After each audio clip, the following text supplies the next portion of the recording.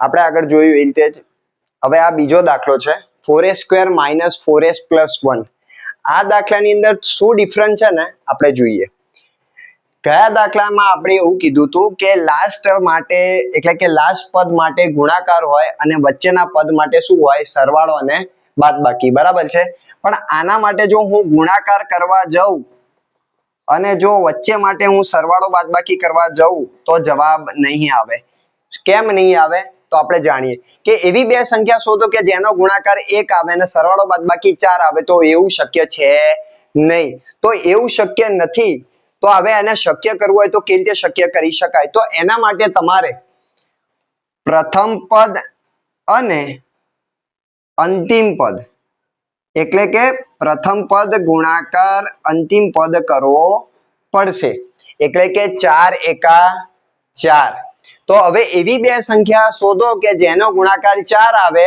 અને સરવાળો બાદબાકી પણ કેટલા આવે 4 પણ આપણે તો શું વિચારવાનું કે 4 કયા ઘડિયામાં આવે તો 2 દુ 4 તો અહીંયા તમારે લખી દેવાના 2 દુ 4 2 ને 2 4 આવી ગયા પણ છે શેમાં માઈનસ ની નિશાનીમાં હવે હું કેવી રીતે મૂકું છું ખાસ ધ્યાન આપો પહેલા શું આપ્યા છે 4a² બરાબર હવે અહીંયા કઈ નિશાની છે માઈનસ તો અહીંયા હું શું મૂકી દઈશ 2 જ છે તો -2s એટલે માઈનસ માઈનસ પ્લસ 2 ને 2 4 આવી ગયા અને છેલ્લા છે આપણા +1 અહીંયા આપણી વાર્તા પૂરી બરાબર હવે અહીંયા આપણે દરેકના ભાગ પાડીશું જો તમને ડાયરેક્ટ ફાવતા હોય તો તમે ડાયરેક્ટ કરી શકો છો પણ જો ડાયરેક્ટ ના ફાવતા હોય તો આ રીતે પણ તમે ભાગ પાડી શકો છો તો અહીંયા 2 દુ 4 4 ના ભાગ પાડ્યા s² એટલે x² એટલે 2 વાલ છે તો s ગુણ્યા s માઈનસ 2 ગુણ્યા s માઈનસ 2 ગુણ્યા s વત્તા 1 દરેકના ભાગ પડી ગયા હવે આ બે ભાઈઓ તો અહીંયા આપણે 2 કોમન નીકળી ગયા s કોમન નીકળી ગયા તો અહીંયા 2s કોમન આવી ગયા વધ્યું શું અહીંયા 2s માઈનસ અહીંયા કઈ જ કોમન મીન્સ કે વધ્યું નહીં એટલે કેટલા વધ્યા 1 સબકા માલિક 1 હવે અહીંયા જે આવ્યું એ અહીંયા આપણે મૂકી દેવાનું 2s - 1 દરેકમાં યાદ રાખવાનું કે અહીંયા જે વસ્તુ આવે અહીંયા મૂકી દેવાની બરાબર છે હવે અહીંયા કશું જ કોમન નીકળતું નથી એટલે જે નિશાની હોય પહેલા મૂકી દેવાની અને અહીંયા સબકા માલિક 1 બરાબર છે હવે આ બે વસ્તુ બે વાર લખી શકાય નહીં તો આપણે શું કરવાનું 2s - 1 બરાબર 0 અને એકવાર આર્યું લખવાનું 2s - 1 બરાબર 0 તો હવે આપણે શું કરીશું s ને કરતા બનાવીશું ABCD માં જે પણ વસ્તુ એને આપણે શું બનાવવાની કરતા બનાવવાની -1 પહેલી બાદ જાય તો +1 બે ગુણાકારમાં નીચે જાય તો ભાગાકારમાં તો s બરાબર 1/2 થઈ ગયા અહીંયા પણ સેમ એ જ વસ્તુ s ના કરતા બનાયા -1 પહેલી બાદ જાય તો +1 બે ગુણાકારમાં નીચે જાય તો ભાગાકારમાં તો s બરાબર 1/2 તો શૂન્યો આપણા શોધાઈ ગયા હવે એ જ રીતે આપણે જો આગળના દાખલામાં સેમ એ જ સૂત્ર યુઝ કરવાનું કે શૂન્યોનો સરવાળો બરાબર આલ્ફા + બીટા = -b/a તો હવે આગળ જોવાનું કે આની અંદર a આપણા b આપણા અને આ c તો હવે જોવાના b આપણા કેટલા છે 4 પણ આગળ નિશાની કઈ છે માઈનસ તો માઈનસ માઈનસ પ્લસ તો 4 પ્લસ થઈ ગયા એ પણ કેટલા છે 4 છે તો 4/4 એટલે આપણો જવાબ કેટલો થઈ ગયો 1 પતી ગઈ વાર્તા એ જ રીતે આગળ શૂન્યોનો ગુણાકાર આલ્ફા * બીટા = c/a તો અહીંયા c કેટલા છે 1 તો 1 મૂકી દેવાના આ તમે જોઈન મૂકી દેવાના છે ખાલી અને a કેટલા 4 તો આનો જવાબ આવી ગયો આ તમે ગણી લો એટલે આનો 1 માર્ક આ ગણી લો તો 1 માર્ક આ સૌથી સિમ્પલ વસ્તુ છે આ ગણી લેશો તો 1 માર્ક તો તમારો ફિક્સ જ છે જો કદાચ આમાં પ્રોબ્લેમ પડતી હોય તમે આ ગણશો તો તમારો 100% 1 માર્ક પાક્કો જ છે એટલે આની તૈયારી તમે ખાસ કરો જો કદાચ તમને આમાં પ્રોબ્લેમ પડતી હોય તો રિવિઝન કર્યા કરો બરાબર છે તો 1 ને 1 2 માર્ક તો તમારા ફિક્સ જ આવી જશે બરાબર છે હવે આપણે જઈશું આગળના ત્રીજા દાખલા તરફ ચલો વિદ્યાર્થી મિત્રો હવે આપણે આગળ વધીએ છીએ ત્રીજા દાખલા પર આ દાખલો પણ થોડોક યુનિક છે પણ એટલો બધો યુનિક નથી સમજી લેશો તો બધું જ ઈઝી છે બરાબર છે તો આ દાખલાની અંદર તમે જો કે આપણે આગળના જે બે દાખલા ગણ્યા એની અંદર x વચ્ચે હતો ક્યાં હતો x વચ્ચે તો એની અંદર જો તમને યાદ ના રહે તો આ મોમેન્ટ યાદ રાખી દેવાની ax² + bx + c પહેલા 2 આવે પછી 1 ઘાત આવે પછી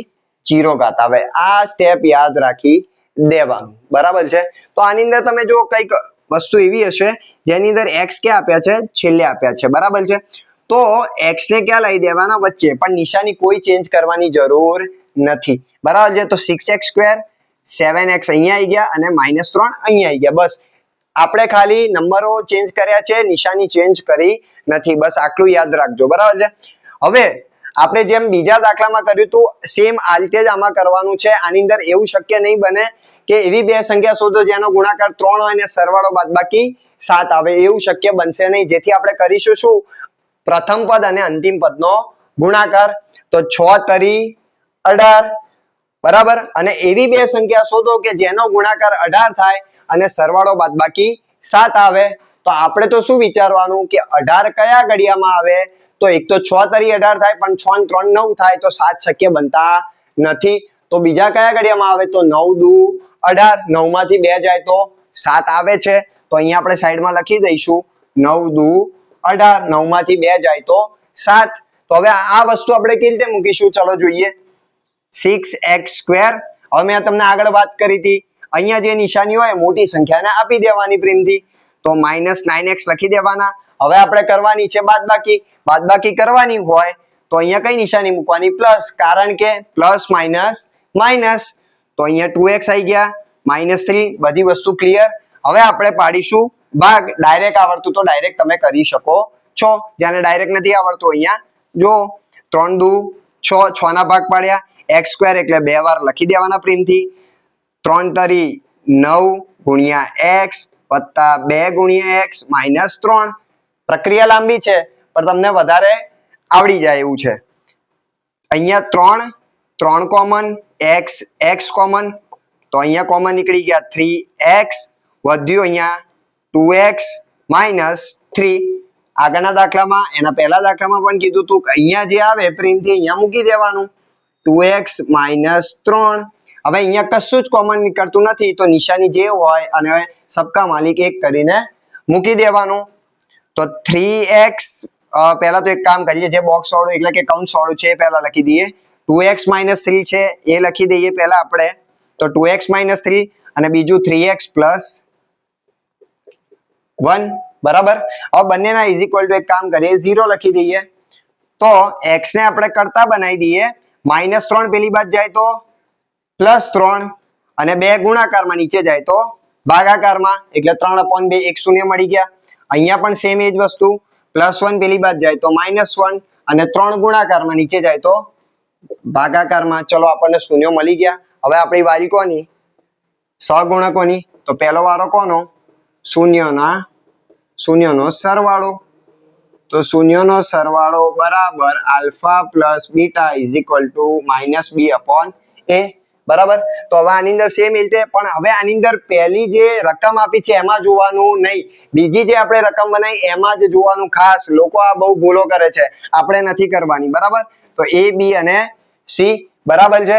તો હવે જોવાનું કે b કેટલા છે, 7. તો અહીંયા માઇનસ છે, b માઇનસ છે, અહીંયા પણ આ માઇનસ છે, તો માઇનસ માઇનસ પ્લસ, બરાબર. હવે a કેટલા છે, 6. તો અહીંયા 6 આપણે મૂકી દઈશું, તો આનો જવાબ થઈ ગયો 7/6. અહીંયા આગળ આપણે શૂન્યનો ગુણાકાર બરાબર આલ્ફા * બીટા c/a. તો c કેટલા છે આપણા, -3, તો અહીંયા મૂકી દઈશું -3. a કેટલા છે આપણા, 6. તો હવે આની અંદર જો ઉડતા હોય તો આપણે ઉડાડી દેવાના, તો ઉડે છે તો 3 દુ 6, નિશાની મૂકવાની ભૂલવાની નહીં, -1/2, બરાબર છે. તો આ આપણો દાખલો અહીંયા ક્લિયર થાય છે. ખાસ આ દાખલામાં ધ્યાન રાખવાનું, રકમ બનાવવાની ભૂલવાની નહીં, અને આ વસ્તુ એક ભૂલવાની નહીં.